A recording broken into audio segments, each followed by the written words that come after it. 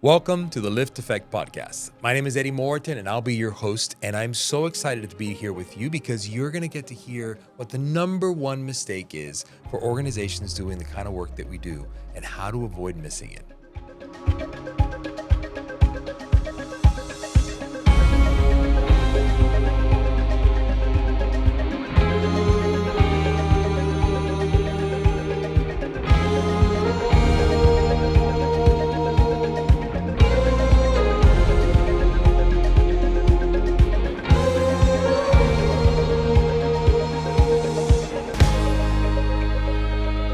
I am so excited to be here with you. The episode that we have prepared for you today is the beginning of a very special series.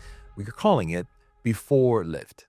The idea is that when you start to do this work, your hope is to bring about a bright and better future for communities. But if you are not careful in your enthusiasm, as I had to learn, you will miss the history of the community that's already there.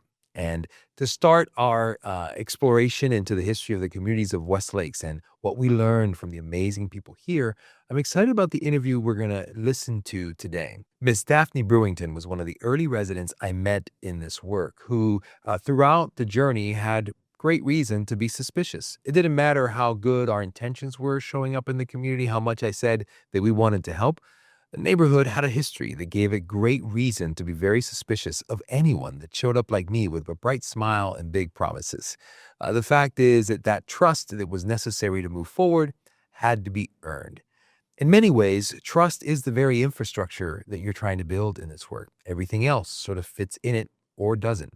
And so the story of Daphne Brewington's growing up in this community, coming back to this community, and then being part of the new story and chapter being told is one that isn't heralded much. She's a very humble leader in the ways that she serves and gives back, but I thought it was a perfect place to start for not only the ways she had to eventually warm up to the work, but the way she's gotten so involved in recent years that she's become a part and an extension of the work. Because the reality is that we're standing on her shoulders. In doing this work, it's so important to show up looking for the strengths of leaders that are already there. Discover who are we coming alongside of and exactly whose shoulders are we standing on. And that way, the work that we do and the future that we're building is earning its credibility on the leadership, great example, and prior history of positive work of the folks that are already in the community. So we'll go to this conversation, and I'm so looking forward to this conversation with Daphne Brewington. I am so excited to welcome today Miss Daphne Brewington, who has been not only a role model and an inspiration for me from when I first met her, but has been a great source of encouragement and affection over the years, which is something that is really precious in this work. Miss Daphne, thank you for being here with us. Oh, thank you for inviting me. I really appreciate it. It's nice to be around you. Like I said, I don't see you that often, but when I do see you, it's a pleasure. It's right back at you. Thank you so much. Well, I always wanted to capture what is it that motivates someone like you who spends so many of your waking hours somehow serving, giving, volunteering, lending of your time. It seems like nothing stops you. And so I want to go back a little bit to your story and background. Share with us a little bit. Where did you grow up? What was your childhood and early days like? And how did you end up learning about serving and giving back? Okay. Well, this is my neighborhood. I grew up, I was not born in Orlando, but I grew up in Orlando. I originally went to Callahan Elementary School, and then my parents bought a home in this neighborhood when I was 10, back in 1958. So I attended Washington Shores Elementary School, which is part of the neighborhood. And from there, I went to Jones High School and graduated from there. And then after that, I went to school and got married, and then I moved away from the neighborhood and I moved back in 2004, back into the neighborhood. Oh, wow. Because my parents had passed and they left the house to me. So I moved back in the neighborhood that I grew up in. So I've been a part of this neighborhood. My home is like 2 streets away from here. So this is what I know. when I moved out here, there was nothing out here. The land that this building is on was a pasture, cow pasture. Behind my house was orange trees and pastures, and the street was a dirt road and everything. So it was very few houses that were out here. So I saw this neighborhood grow up from a little of nothing to what it is now. And like I said, I was gone for maybe about 35 years, and I would come home to visit. But when it was time for me to retire and move on, I moved back. And this is home for me, and I intend to be here until they drag me out of here. But this is it. I mean, this is what I know. My church was basically in the area, which is off of Washington. I have relatives that are all in this entire area. I have lots of friends. And like I said, I'm back in the neighborhood that I grew up in. So a lot of the people that are on the street I live in are people, children, and that I grew up with. Their parents may be there, but I know them. So like I said, there was nothing out here, absolutely cool. Nothing out here. It's wild to imagine that. Were there early role models for you that exemplified the way that you live your life today when it comes to serving? For one thing, my parents always did, because my parents are hardworking parents. I tell people all the time, I say, we may not have had everything, but we always had what we needed. And we always knew that our parents loved us no matter what. So you look at that as an example as to how you want to live your life. And then you have relatives and friends. The neighborhood that I'm in, which is Lake Sunset, it was a neighborhood, during the time where African Americans moved. This is the part of town we moved into. And the neighborhood I'm in, we had a lot of professionals there. We had a lot of the teachers that lived in our neighborhood. We had pastors. We had military professionals. We had a lot of people that had different lifestyles. So you can look at some of them and see how they were living and see what kind of example and what kind of goals they set. So, you had that. And then a lot of the teachers and professionals that live with you and that you went to school with and that taught you were also not only your neighbors, but they were your church members also. So you basically during that time were surrounded with people that you could say, okay, nothing was perfect, but you had goals. I mean, you had people that set an example for you and they looked out for you, because believe me, if you did something wrong, it was at your parents before you got home. So that right there was a good inspiration for us when we were growing up. No doubt, for sure. Now, when I met you, you were serving this was in 2013, 14, something like that. You were serving as the leader for the Homeowners Association, right, in Lake Sunset. Right. When I first moved back to Orlando in 2004, I wasn't involved in the association then. I was involved with my high school class and different things like that. And then Miss Eddy Wright, who was a retired teacher from Jones High, and Miss Mildred Wilkerson found that I was back in town. So they asked me if I would participate in the association. So I did. I started participating in the association then, and then I became secretary. And then from secretary, I became vice president. And then from vice president, when our president became ill, I was asked to become president. And that's how I wound up being president for about 7 or 8 years in that point. And then I had to give it up when I had issues with my knee, because I couldn't do a lot of things I wanted to do. But those two ladies there are the ones that got me involved. And Miss Mary Knobloch, she was a churcher, so we all worked together in the neighborhood. We encouraged each other, and they made sure with me being the young kid in the block, they would show me different things I needed to do and make sure that I was there and keep the association going, because for a while it did kind of die out. And when it died out, our commissioner, Daisy Lynham, at that time asked me if I would get back involved in it, and I did.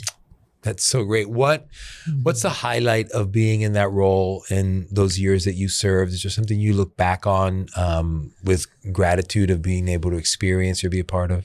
Actually, being around a lot of the people that I got introduced to, because you see people from a distant one way, but when you become a person, when you're working with them side to side, you see them differently. You see the human side of them, the friend side of them, not that instructional side of them. And you got doors that open up where you can find out things that you can get involved in and let people know about. So one of the things that I enjoyed a lot about being president was finding out information and letting people know about things that they normally wouldn't find out about. Oh, that's so good. And was there something you look back on that was maybe very challenging or difficult? Was there any particular struggle you had to overcome in that role? Basically getting people involved, because when you're a lot of times in the neighborhood and people kind of keep to themselves, and I should say this negatively, they're more so waiting to get what you can give them, but not what they can help you get. Yes. So getting people involved and letting people know about the meetings and to get them out of their comfort zone, that's a challenge right there, because you're in a neighborhood where the people are older people and are set in their ways about a lot of things. So you have to kind of encourage them, sometimes get to the point where you're at that level. Now, I'm that age now, so I can talk from experience, but then it's because I stay involved. But that's it, trying to get people involved and let them know this is good for you. You may have to go out of your way a little bit, or you may have to leave your house at 6:00 to come to a meeting or whatever, but it's worth it. That's so good. I've never asked you, how did you first learn about Lift Orlando? And talk to us about those early introductions. Being under the HOA, getting information through the city and just listening to different people. And when, the flyers and different things came out through Polis and all of that. Yes. And I started attending the first meetings when we had them over at the Citrus Bowl, and I also had meetings over at Rock Lake. Yeah. I got involved then, and then we were talking about the apartments, so I made it a point to know what was going on. I'm basically what people call a nosy neighbor. I want to know what's going on, I want to know who, what, when, where, why, and how. That's the way I do things, and that's how I got involved. And to be quite honest, when Lift came about and you all were talking about different things, I had a big question mark. Yes. What did you think? Is this real? Yes. It says it's got to be something in the background, something that they want, something they need, taking the credit for everything and all of this kind of stuff. So all those questions come in, just that. But you have to get to know people. You have to sit there and listen, and you have to read in between the lines, because you can't go by everything that people tell you. You still have to investigate and do your own research. So true. What's when you think about, so that it's been 13 years now. It's been a bit, yes. What's been a highlight for you? You've been such a great champion. You've been an ever sort of present voice and influence in the interactions in the community. Is there a particular event or project that's been a special moment or highlight for you in the journey? Well, one of the best things that happened is when we got rid of those ugly apartments up over there.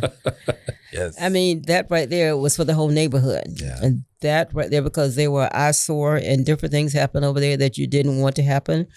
It was not safe. People were roaming all through the neighborhood going over there. But once you all took control of that issue and those apartments over there, it is a much nicer neighborhood, because no one wants to have a neighborhood that people are afraid to come into. No.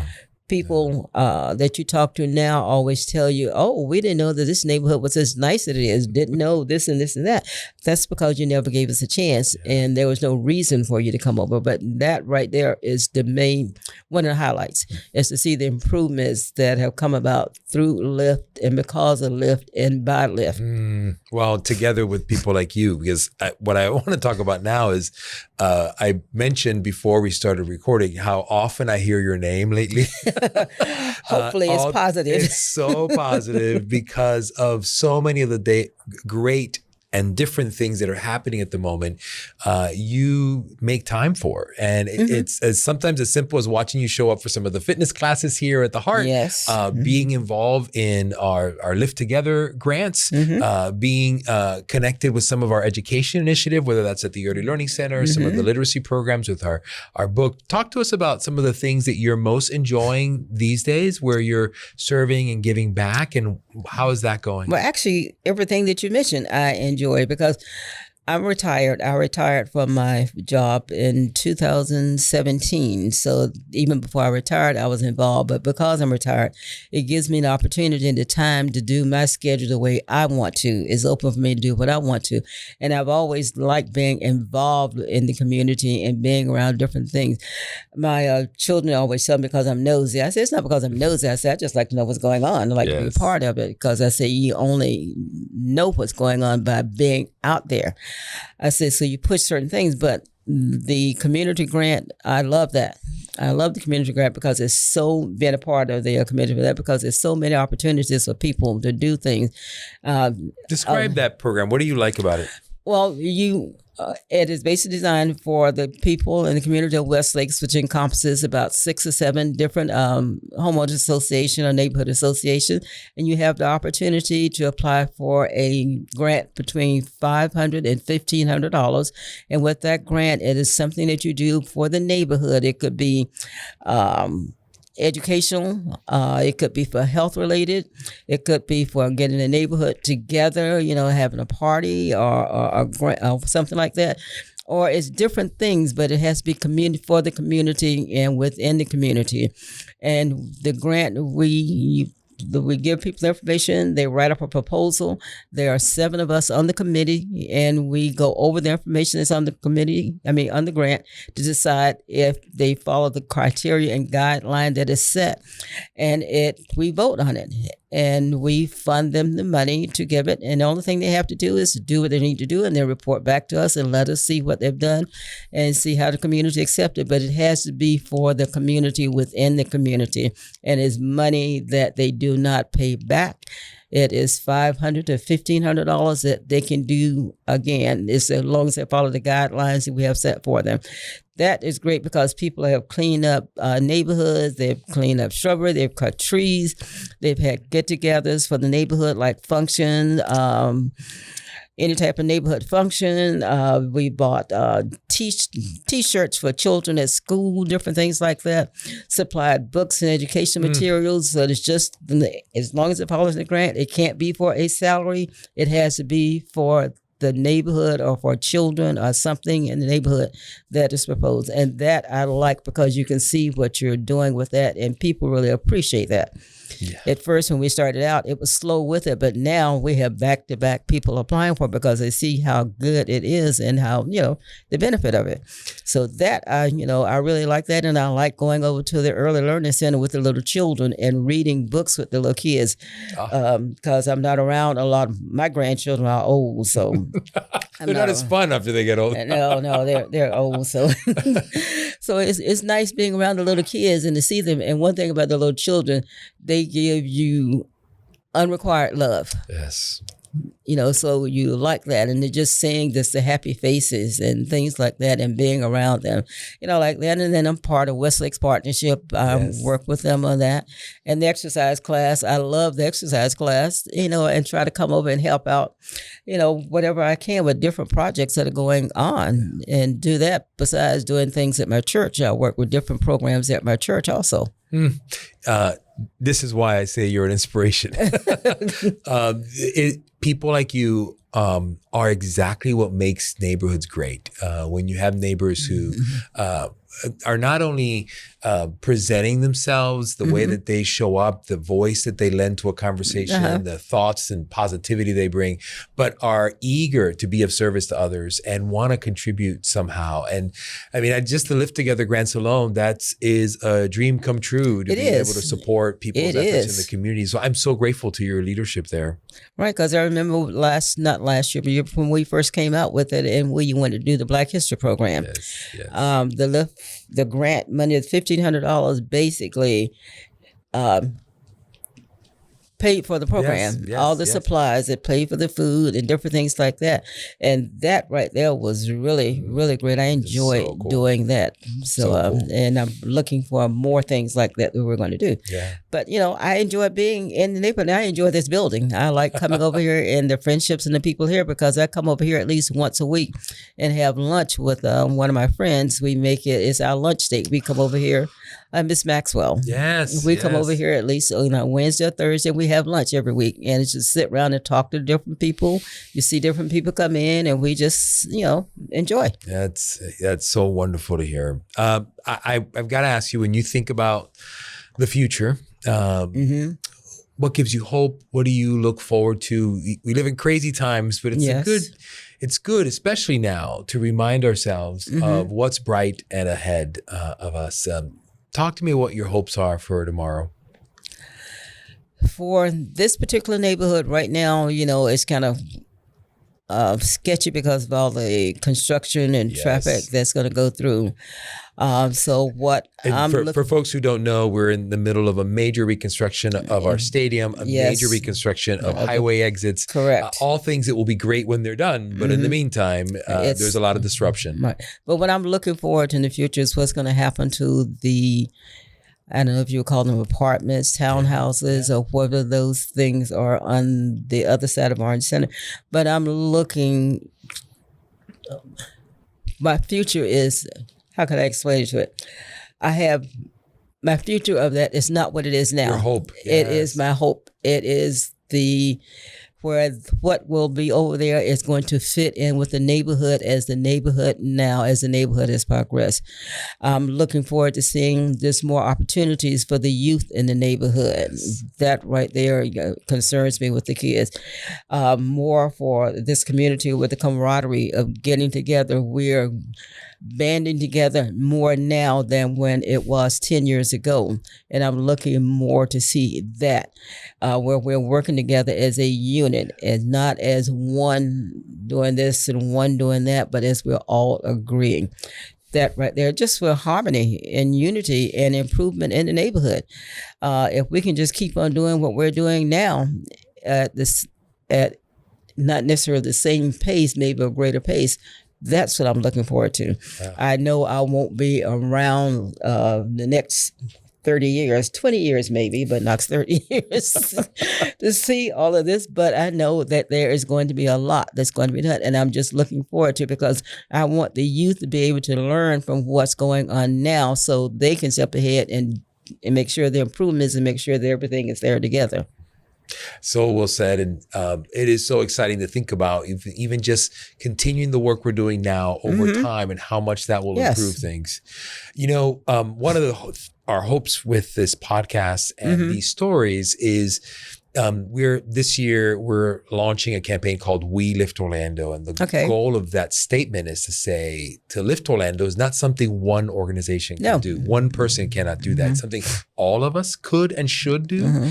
But the example of someone in their own community loving their neighbors well, serving and giving back, finding time to be available is the kind of thing anybody could practice anywhere. Yes, that's true. What advice, what encouragement would you give to someone listening to the story? I don't know how far this might reach. Someone may be just hearing about Lift Orlando and stumbling across your story. And how could they apply? What wisdom would you share with them about how to enjoy what you've enjoyed in giving back and serving your neighborhood community for so many years?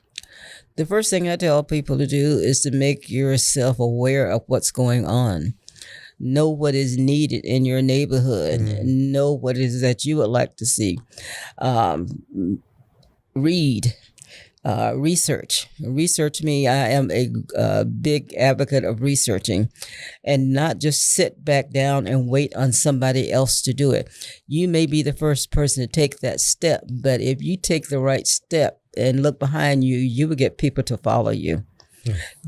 That to me is the biggest thing, is to get out there, know what's going on and do something about it. Push yourself, make yourself do it. Sometimes you have to walk alone, but that's okay. That is okay. You may be physically alone, but you're never alone. What a beautiful sentiment. you are never alone, especially if you're trying to stand up for the right things to happen in your neighborhood. And whether you're an outsider like me and the group that became the founders of Lift Orlando, trying to come alongside a neighborhood as new faces, or you're someone who is trying to uh, lock arms with others and bring about positive change in your own community, I hope that listening to Daphne's story was helpful and inspiring. She is, in many ways, an example that our vision is possible. That is, that create neighborhoods where children grow up with hope and return with joy. She grew up in this community and returned to be part of this community, and therefore was part of the bright future that is now being written together with the residents of Westlakes. Even though change has occurred, things have gotten better, things have weakened, things have strengthened.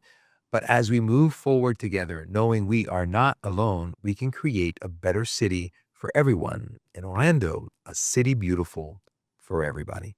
A quick reminder, please, if you enjoyed today's episode, don't forget to like, share, and subscribe. It's the only way we can grow and reach more people with these stories, and where we can also improve the experience of what we're producing here. This is the first time we've ever done anything like this, so I would love your comments and your messages. Please let us know what you think and share this with others. See you soon.